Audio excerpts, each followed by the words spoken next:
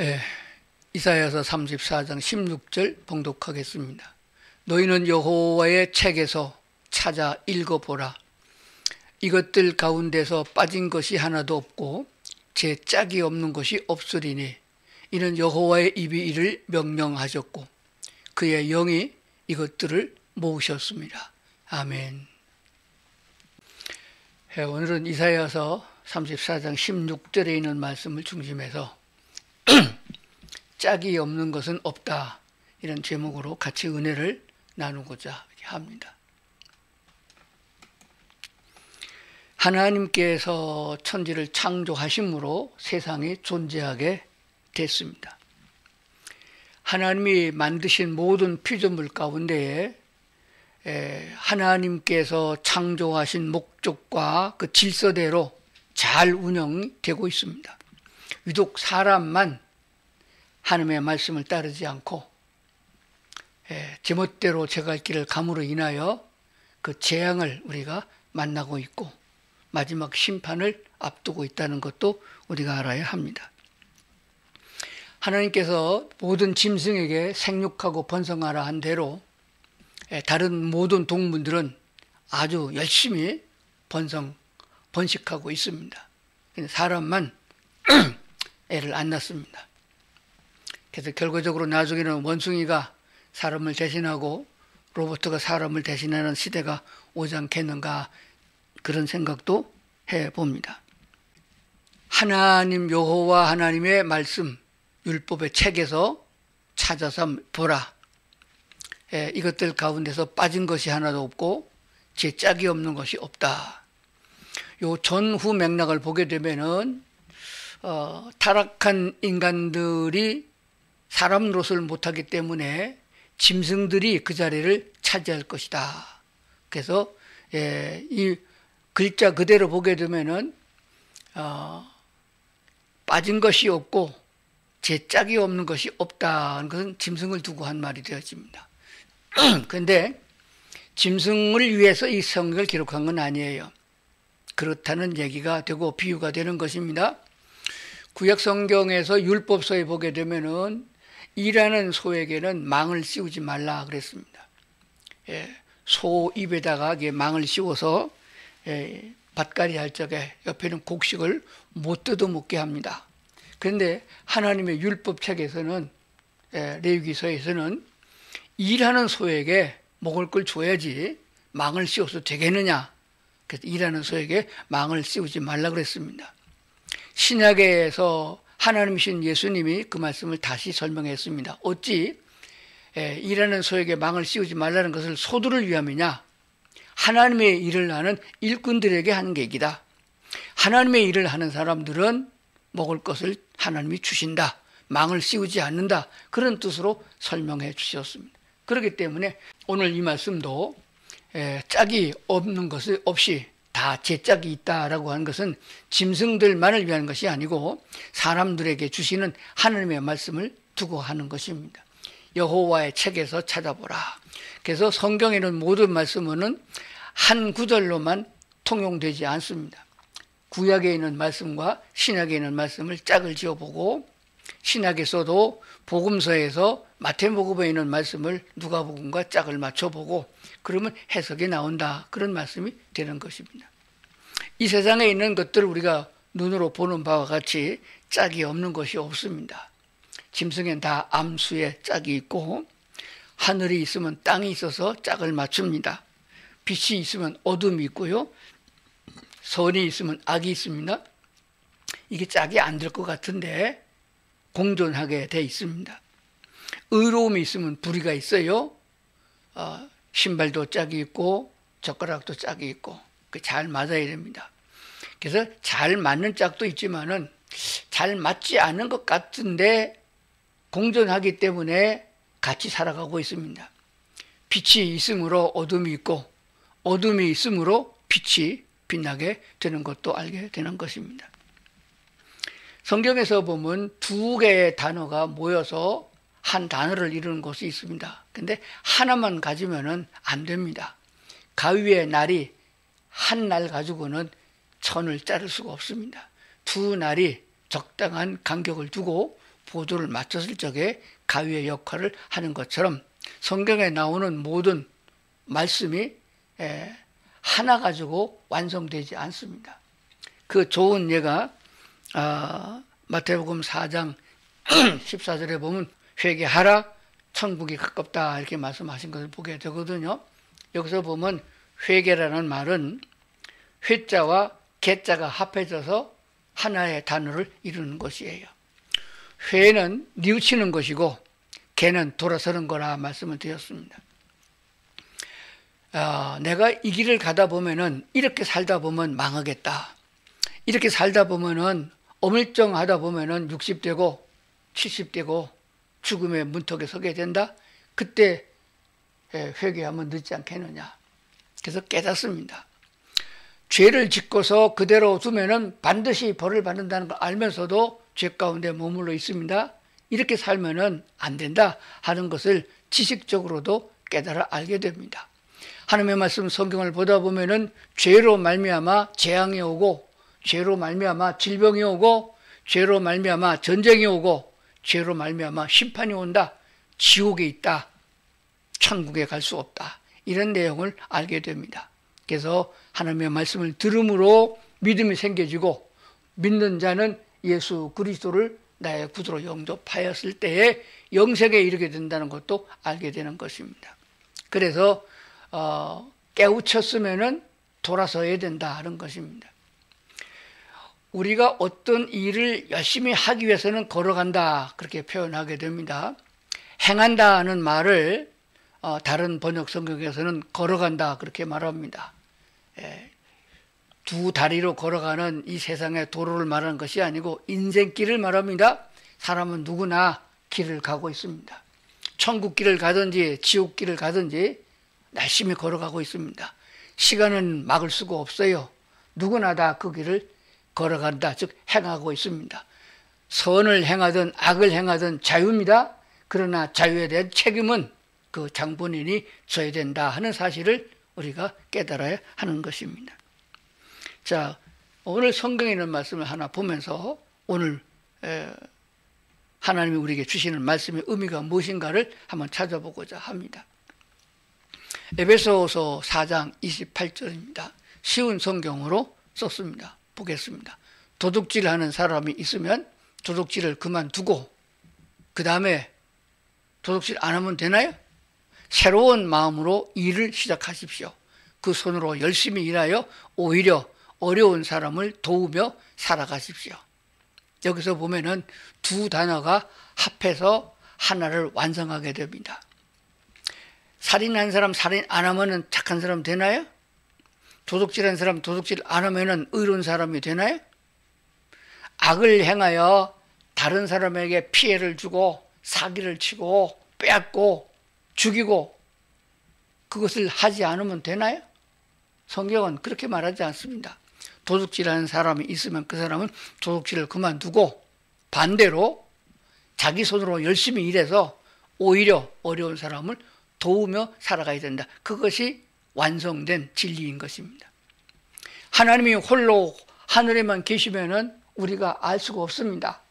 육신을 입고 이 땅에 오신 하나님 예수 그리스도를 통해서 우리는 하나님을 알게 되겠고 그분을 통해서 속죄의 은혜를 입습니다. 죄가 아무리 많아도 사면하면은 없어진다는 진리를 우리는 알게 되는 것입니다. 그러나 일반 대통령이 그냥 사면해 주는 것은 그건 빈말입니다. 사면해 주면 죽음이 없어야 되는 거예요. 사형을 면제해야 되는 것입니다. 사형 선고받은 사람을 감옥에 가뒀는데 사면해 주면은 밖에 감옥에서 나오는 것으로 사면이 아니에요. 죽음이 뒤따르게 됩니다. 사형을 집행해서 사형받는 사람도 있지만은 늙어 죽거나 교통사고나 재난으로 죽어도 사형 집행하는 똑같습니다. 인간은 모두가 다 죄를 범했습니다. 그 죄가 뭐냐? 사람의 행위에 의한 죄가 아니고 여호와 하나님을 섬기라고 만들어진 피조물인데 여호와 하나님을 섬기지 않고 하나님을 찬양하지도 않고 하나님을 버리고 오히려 하나님께로 향하여 어깃장을 놓고 삿대질을 해야 되는 하나님 같은 게 뭐 있냐 하고 덤벼드는 꼴 사나운 인간들을 보게 되는 것입니다. 그렇기 때문에 인간은 그 죄의 값으로 지옥 판결을 받게 되는 것입니다. 뿐만 아니라 이 땅에 있는 동안에도 그렇습니다. 구약 성경을 보게 되면은 질병이 있는 것, 전염병이 있는 것, 전쟁이 나는 것, 사람이 늙어가는 것, 원수가 있는 것, 이 모든 것은 죄에 대한 대가였습니다. 그러나 신약에 와서는 하나님이신 그리스도 예수께서 우리의 죄를 대속해 주셨기 때문에 행위에 의한 죄를 묻는 것이 아니고 믿느냐 믿지 않는 것을 먼저 따집니다. 왜냐하면 믿음으로 죄사함을 받고 그리스도인 하나님의 백성이 되면은 하나님이 친히 인도하십니다. 하나님이 우리에게 새 마음을 주시고 하나님이 우리에게 선을 행할 수 있는 능력을 주시고 착한 마음을 주셔서 그래서 선을 행하게 된다는 사실입니다. 그것은 곧 말씀의 능력이 우리에게 임하는 것이에요. 설교를 듣고 또 성경을 읽고 성경을 또 쓰면서 성령을 통하여 하나님의 은혜가 임합니다. 그것이 능력입니다. 세상에서는 권력이 힘이고 돈이 힘이고 남을 죽이는 것이 힘이지만은 하나님의 은혜의 사랑은 죽은 자를 살리는 것이 능력이며 불쌍한 자를 도와주는 것이 큰 힘인 것이며 기뻐할 수 없는 곳에서 기뻐하고 즐거워할 수 있는 것이 능력이다라고 말하는 것입니다. 가장 큰 힘은 히틀러가 가졌던 죽이는 힘이 아니고 살리는 힘인 것입니다. 사망 권세를 이기시고 부활하신 예수 그리스도께서 오늘도 우리와 함께 계심을 우리가 믿습니다. 그렇기 때문에 우리 마음속에 대표적으로 도둑질하는 것이 있으면 이렇게 말했는데 여기 5만 가지의 죄악을 다 말합니다. 내 심령 속에 가만히 살펴보게 되면 짐승과 같은 성질이 우리 속에 있음을 알게 됩니다. 이것을 하나 둘 빼버리고 하나님의 사랑과 은혜로 채워줘야 됩니다. 눈 속에도 독이 있고 뼈 속에도 악이 있으며 피 속에서도 더러움이 있습니다. 우리 심령 속에 거룩한 것만 있는 것이 아니고 악하고 지저분하고 더러운 것으로 가득 차 있다는 것을 알게 되는 것입니다. 그래서 성령으로 내 안에 가득 채우면은 충만하게 채우면은 그것들은 물러가게 됩니다. 자, 그러므로 옛사람을 생각해 보며 내가 지난날 살아왔던 과거를 뒤돌아보면서 나는 이것이 좀 문제다. 혈기를 부리는 것이 문제고 남을 미워하는 것이 문제가 되어지고 남에게 악을 행했음에도 회개치 않은 것이 문제가 되어진다. 부모를 공경하지 않은 것도 말씀에 어긋난 것이고 이웃을 사랑하라 했는데 하지 못하는 것도 문제가 됩니다. 성경을 보면서 낱낱이 찾아보는 것입니다. 그래서 내 속에 악한 것, 사탄이 나를 지배하여 나를 죄짓게 만들었던 것이면 첫째로 그것을 그만두고 멈추는 거예요. 그리고 돌아서서 주님을 바라보면은 하나님이 내게 은혜를 부어주시는데 그게 새로운 능력이고 힘입니다. 성경은 태초에 사람을 만들 때부터 힘써 일하도록 그렇게 요청하셨습니다. 우리는 힘써 일하는 것을 싫어하게 됩니다. 그래서 생긴 병이 현대인의 병이에요. 60년대, 70년대에는 의학이 발달되지도 않았지만은 지금과 같은 성인병이 없었어요. 뚱뚱한 사람이 없었습니다. 그때에는 우량아라고 동네에서 면사무소가 주최해가지고 우량아를 선발했습니다. 돌 되기 전에 아이들 중에서 내가 누가 제일 우량한가를 했는데 어떻게 해야 될 것 같으면은 저울에 달아봐가지고 키로수가 제일 많이 나간 사람이 우량아였어요. 그만큼 먹을 것을 먹지 못해가지고 삐쩍 말라서 가늘가늘했다 그런 뜻이 되어집니다. 잘 먹으면은 체격이 좋아지거든요. 근데 지금은 너무 잘 먹어서 비대해져서 비만이 된 것이에요. 그러므로 생긴 것이 성인병이잖아요. 고혈압에다가 당뇨에다가 무슨 별의별 온갖 질병이 있습니다. 그 중에도 눈에 보이지 않는 정신병이 너무 많은 시대에 살고 있습니다. 이 모든 것이 다 어디서 왔느냐? 육체의 노동을 하지 않아서 와진 것입니다. 헬스장에 가서 돈 내고 열심히 운동하지만은 그것은 반도 못 따라갑니다. 노동은 기쁨을 주고 노동은 우리 스스로에게 소망을 주는 것이 되어집니다. 그러므로 그렇게 열심한 대가로 받은 돈을 가지고 남을 도우라. 오히려 어려운 사람을 도움에 살아가라. 그건 힘든 것 같고 내가 왜 해야 되느냐, 내 걸 왜 남주느냐라고 하는데 이 성경 말씀 가운데는 진리가 있습니다.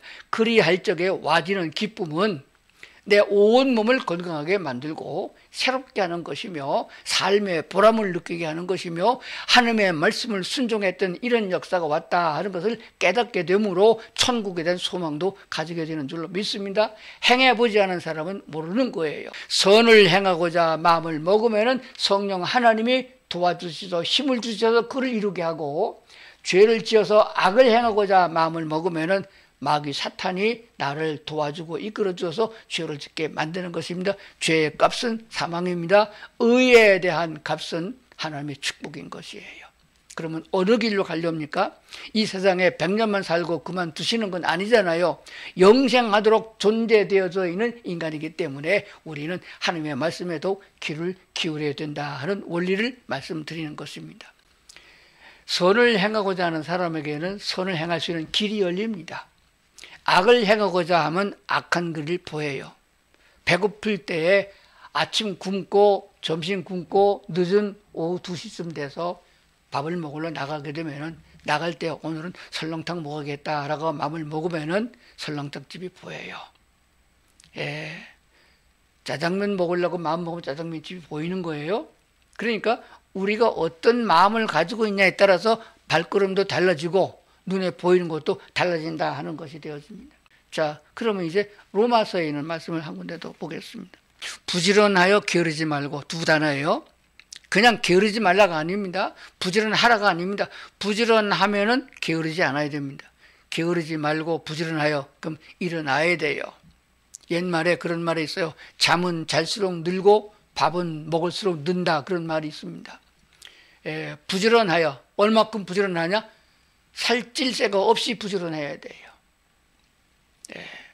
그러므로 어떤 쪽으로 노력하느냐, 어떤 쪽으로 힘쓰느냐, 죄를 짓는데 힘쓰지 말고 마귀에게 종으로 타는데 힘쓰지 말고 하나님의 선한 일꾼이 되는데 부지런하고 열심을 내는 자가 돼야 된다. 그래서 열심을 품고 주를 섬기라 하게 결론을 내리잖아요. 주를 섬긴다는 것은 예배를 드리면서 찬양을 드리고 기도를 드리고 선한 행위를 하나님께 고함으로 하나님께 영광 돌린 것도 있지만은 예수 믿는 사람을 섬기는 것을 말합니다. 예수 믿는 사람들 중에도 가난한 사람 많고, 예수 믿는 사람도 중에도 병든 자가 많고, 예수 믿는 사람 중에도 우리가 돌봐야 될 사람이 많아요. 믿는 사람은 다 형제요 자매입니다. 머리를 예수 그리스도로 하고 우리 모든 성도들은 지체의 각 부분이라 그렇게 말했습니다. 남이 하는 것 따라 하려고 하지 말고 내가 할 수 있는 것 하는 것이에요. 하나님은 모든 성도들에게, 모든 그리스도인들에게 은사를 주셨습니다. 찬양하는 은사도 있고, 피아노 반주하는 은사도 있고, 말씀을 증거하는 은사도 있고, 믿음으로 기도하는 은사도 있고, 병을 고치는 기도의 은사를 주신 분도 있습니다. 가지각색의 은사가 있습니다.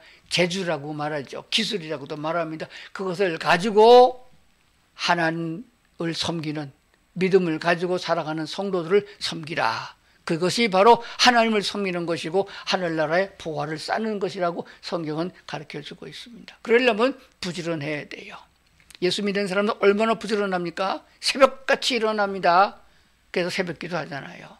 그리고 또 열심히 하루 종일 일합니다. 그리고 교회 가야 되죠. 봉사하러 가야 되죠. 전도하러 가야 되죠. 또 남 도와주는 일에 앞장섭니다. 그리고 또 집에 들어와서 집안 돌보고 자고. 그러니까 하루가 25시간 가져도 모자라잖아요. 자, 그럼 히브리서에 있는 말씀을 하나 보고 오늘 마무리를 하도록 그렇게 하겠습니다.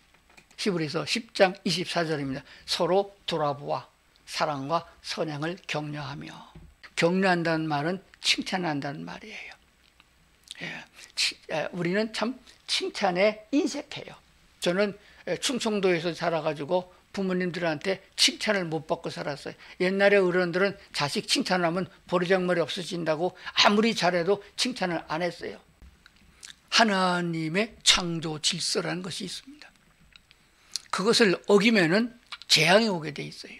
즉 우리에게 손해가 온다, 그런 말이 되어집니다. 하나님의 창조 질서, 인간이 만든 화학 무기가 인간이 발명하고 했다는 것, 그런 것 때문에 결국 인간은 거기에 치여서 죽어요. 석유를 개발함으로 인해서 석유 제품이 얼마나 많은지 몰라요. 그중에 가장 나쁜 것이 비닐이라고 그러죠. 스티로폴 같은 거, 썩지 않는 거. 그 사람이 만들어냈고 그것 때문에 결국 치여 죽게 되는 것이에요.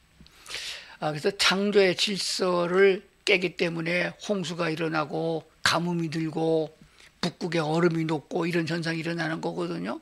그래서 자연 질서는 우리가 어떻게 하든지 간에 하나님의 창조 질서를 지켜나가려고 애쓰는, 그래서 그를 위해서 기도하는 사람이 돼야 돼요. 하나님을 인지하고 살으면은, 하나님을 인식하고 살으면은 사람은 악을 행하지 않고 선을 행하는 쪽에 서게 되는 줄로 믿습니다. 사람은 누구든지 행복하기를 원합니다. 행복이 뭔가라고 단어를 찾아봤더니 다행행자를 썼어요. 한문에서. 다행하다. 복은 복복자인데 복복이 뭐냐? 그걸 구체적으로 들어가 봤더니 복은 누군가가 주어야 받는 것이 복입니다. 내가 일을 해가지고 하루 1시간 일해가지고 최저임금, 그건 당연한 거예요. 그건 복이 아닙니다. 복은 거저 생기는 걸 복이라고 그래요. 그게 복의 개념이라고 그러더라고요. 그러나 하나님의 말씀은 참된 것입니다. 그것을 진리라고 말합니다. 진리 편에 선 사람은 하나님 편에 선 사람이고 거짓에 속한 사람은 마귀 편에 속한 사람인 것을 기억해야 됩니다. 그래서 진리는 예수 그리스도요, 진리는 예수님이 진리시고 하나님의 말씀이 진리라는 걸 알게 됩니다. 이 진리 편에 서게 되면 자유로워집니다. 내게 있는 것을 남에게 주면은 나는 없어서 굶어 죽을 것 같은데 아니에요. 자유로워집니다. 물질에도 자유롭고 질병에도 자유롭고 영혼이 자유롭고 인간의 가장 존엄한 것, 가장 중요한 가치는 자유함이 있다는 걸 알게 됩니다. 그 자유에서 사랑이 오는 거예요. 사랑이 없는 인생은 죽은 거나 같은 거예요. 사랑은 받으려고만 하면 오지 않습니다. 주는 자에게 사랑이 생기는 것이에요. 잘 기억하시기 바랍니다. 그러므로 기독교인의 가장 중요한 3대 원칙, 진리와 자유와 사랑입니다. 성경 66권은 다 이것으로 녹아지고 있습니다. 하나님의 참된 것, 하나님께서 우리에게 주신 자유, 하나님이 먼저 우리를 사랑하신 그 사랑, 이것이 융화되어져서 천국이 이루어지는 것입니다. 사람이 사람 돼야, 사람이 이 진리와 자유와 사랑을 가지고 있는 사람이 하늘나라에 가야 그게 천국이 되어지지, 땅덩어리만 천국이 되는 것은 아니라는 것을 알게 되는 것입니다. 오늘 짝이 없는 것은 없다는 말씀을 드리는 것입니다. 혼자 할 수 없는 일을 두 사람이 같이 하게 되는 것입니다. 삼겹줄은 쉽게 끊어지지 않는다는 말씀도 있어요. 부부가 합심해서 주를 섬기는 것이에요. 부부가 합심해가지고 아나니와 삽비라 마냥 죄를 짓는데 하나가 되면 안 되는 것입니다. 하나님이 내게 주신 여러 가지 은사, 이것을 합해서 하나님을 섬기는, 이웃을 섬기고 사랑하는 그런 길로 나가게 된다. 지금은 안 되지만은 마음을 먹으면 하나님이 돕는 거예요. 성령은 언제든지 우리 안에 계십니다. 성령은 언제든지 내가 요구하면 내 기도를 들어주시고 이끌어주신 분이에요. 악을 행하고자 하면 안 도와주십니다. 선을 행하고자 하면 하나님이 도와준다는 것을 알게 됩니다. 마음을 먹으면 행동이 따라가게 되어 있는 것이에요. 그 행동의 결과는 내게 행복으로 돌아오고 내게 자유함으로 돌아오고 하늘의 소망을 갖게 된다는 사실입니다. 건강하고 싶은가요? 그리스도 예수 안에서 자유를 가지고 기쁘고 감사함으로 살아가는 성도들 되어야 됩니다. 오늘 말씀드린 온 성도들에게 이 진리와 자유와 사랑에 넘치는 성도들 될 수 있기를 주의 이름으로 축원합니다.